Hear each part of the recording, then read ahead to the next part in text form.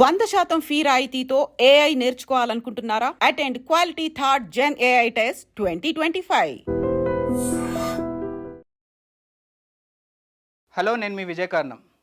So ఈ మధ్య కొత్త ట్రెండ్ చూస్తున్నామండి యూట్యూబ్లలో వాటిల్లో. మెయిన్ ట్రెండ్ ఏంటి అంటే ఎస్ఐపిస్ అనేది scam, mutual funds is a scam. అంటే ఇది ఒక బబుల్, ఎప్పుడైనా ఒకసారి బర్స్ట్ అవుతుంది. బర్స్ట్ అయినప్పుడు ఇప్పటివరకు ఇన్వెస్ట్ చేసిన వాళ్ళందరికీ నెగిటివ్ రిటర్న్స్ రావడం స్టార్ట్ అవుతుంది అనేసి ఒక ట్రెండ్ అయితే మనం చూస్తున్నాము. మెయిన్ థింగ్ అట్లా చేయడానికి మెయిన్ రీజన్ ఏంటంటే అటెన్షన్ గ్రాబింగ్ అండ్ ఎక్కువగా వ్యూస్ రావడం కోసం చేస్తున్నారని మనం అర్థం చేసుకోవచ్చు. ఎందుకు అంటే డీటెయిల్గా నేను చెప్తాను.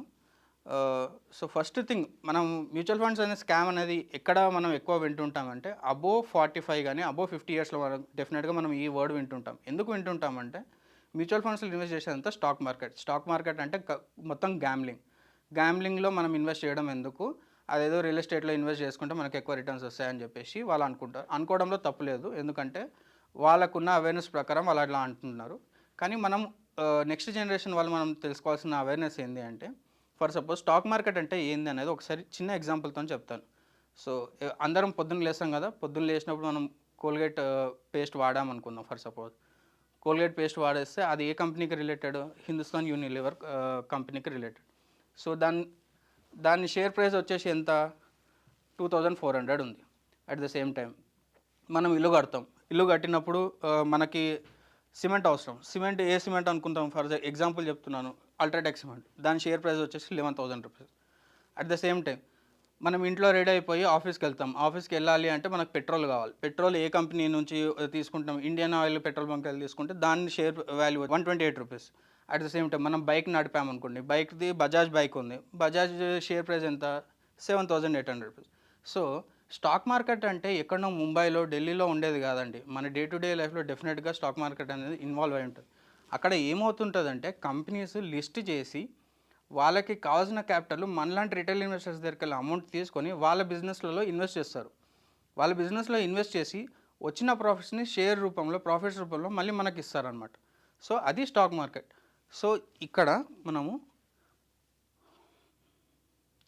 మనం చూసుకుంటే మనకి ఒకటే సిమెంట్ కంపెనీ లేదు, అట్లానే ఒకటే ఆయిల్ లేదు, అట్లానే ఒకటే బైక్ లేదు, అట్లానే ఒకటే హిందుస్థాన్ యూనిలివర్ కంపెనీ లాంటిది లేదు. సో ఒక 10-15 సిమెంట్ కంపెనీస్ ఉంటాయి, పెద్ద సిమెంట్ కంపెనీస్.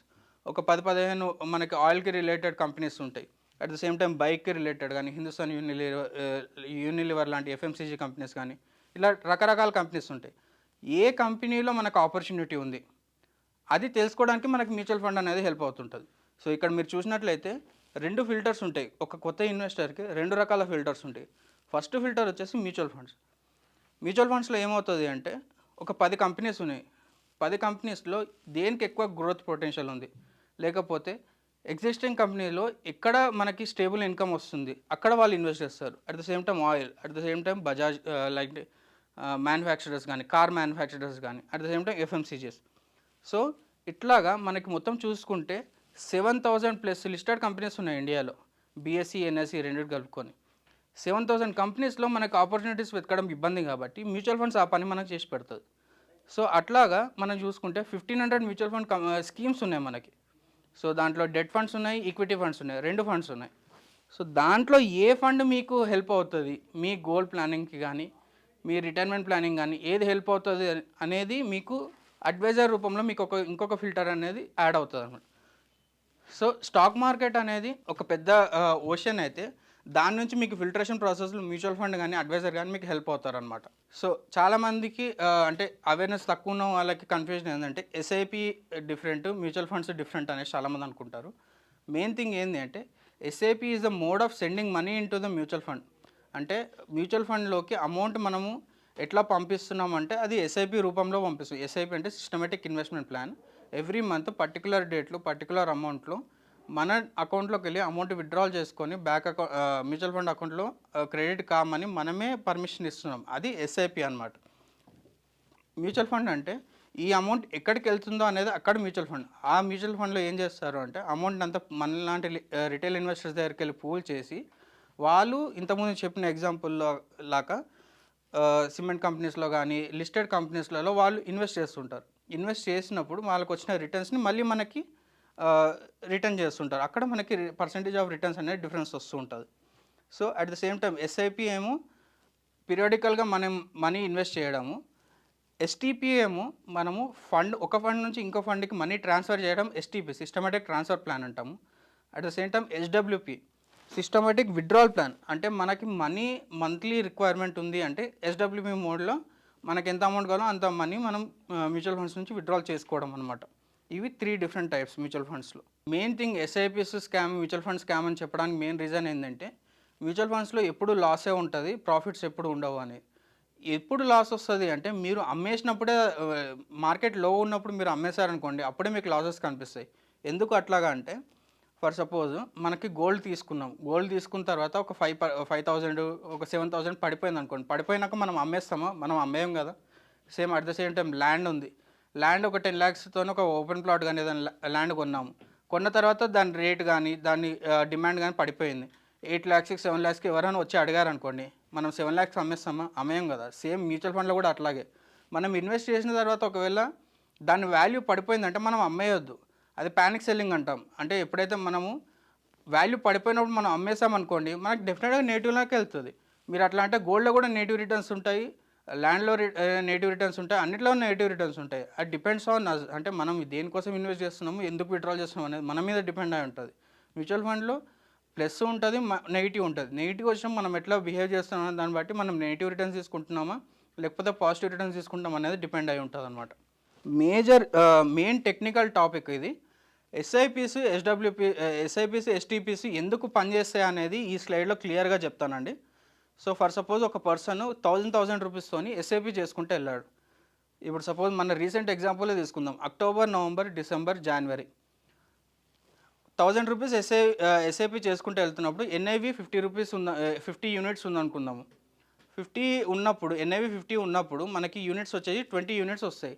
సో అతనికి మొత్తం ఇట్లాగా ఫస్ట్ మంత్ అయిపోయింది, అప్పుడు మార్కెట్ స్టేబుల్గానే ఉంది.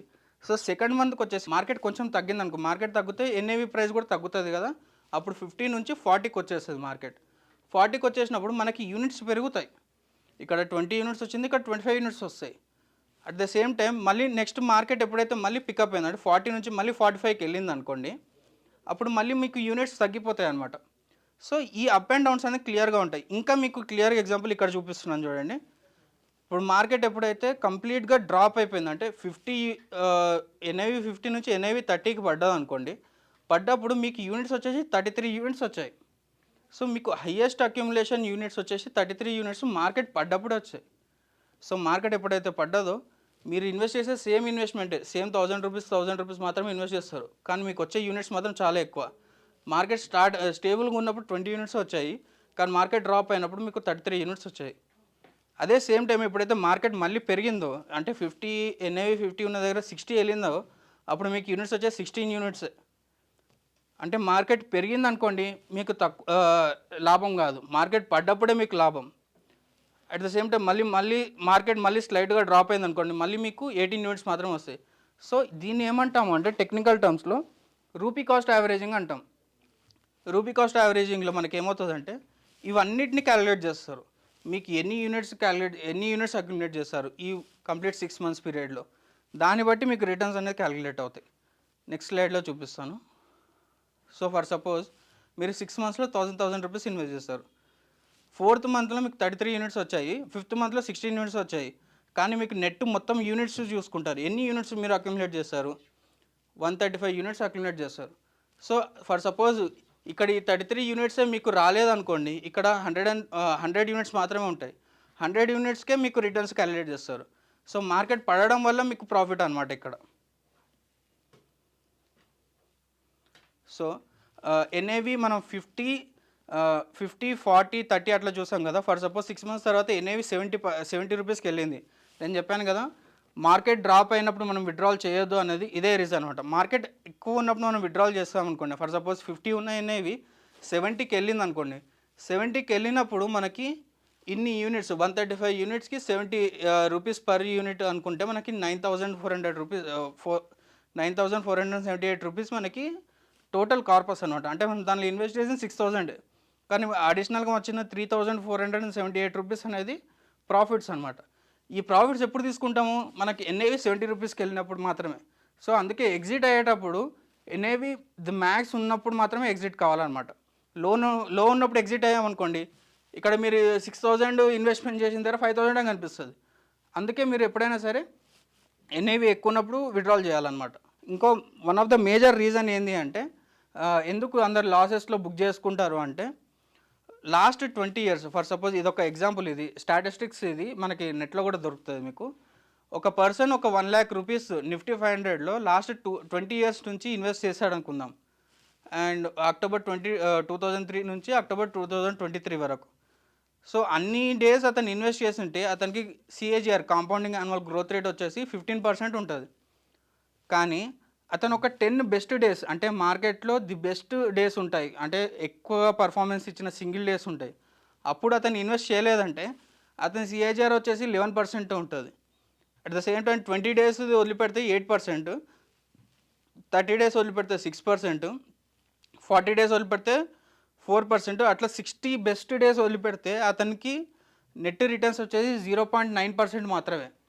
సో అందుకే ఎస్ఐపిస్ అనేది చాలా ఇంపార్టెంట్ అనమాట. ఎస్ఐపిస్ కంటిన్యూస్గా చేసుకుంటూ ఉంటే ది బెస్ట్ డేస్ కూడా మనం కవర్ చేయొచ్చు.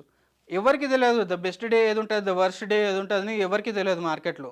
సో మనం కంటిన్యూస్గా ఎస్ఐపి చేసుకుంటూ వెళ్తే the best days, maximum best days అనేది మనం కవర్ చేసుకుంటూ వెళ్ళవచ్చు అనమాట.